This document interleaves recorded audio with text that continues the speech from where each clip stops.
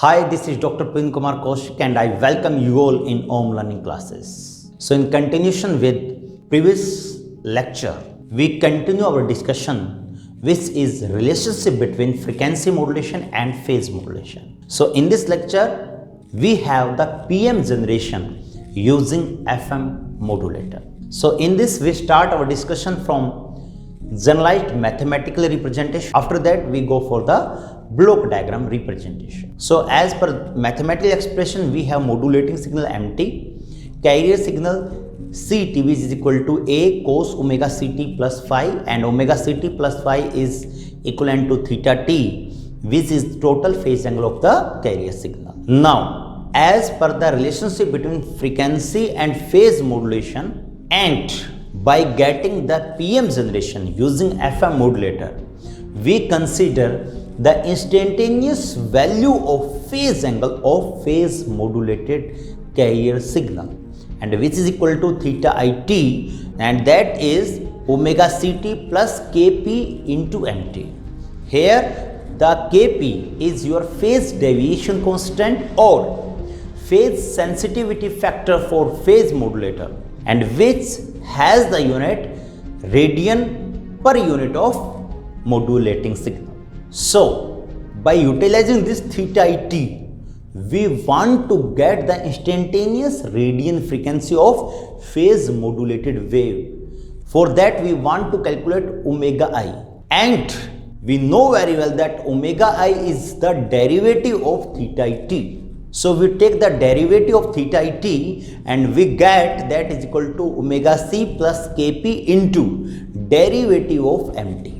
And we can also represent this representation in terms of instantaneous frequency, that is equivalent to Fi, which is equal to Fc plus Kp by 2 pi into derivative of modulating signal. Very, very important. In this, the Kp has the unit radian per unit of modulating signal. So, due to this, the Kp by 2 pi is considered as omega I is equal to 2 pi Fi and omega C is equal to 2 pi Fc. If the Kp has the unit hertz per unit of modulating signal, then the Fi become equivalent to Fc plus Kp into derivative of modulating signal. So you must be careful about the unit of Kp and Kf when you consider the phase modulation or frequency modulation. So as per this representation, we get an important conclusion that in phase modulation, the instantaneous frequency varies linearly with the derivative of modulating signal. But in frequency modulation, the instantaneous frequency varies linearly with the modulating signal. As per this conclusion, we can say that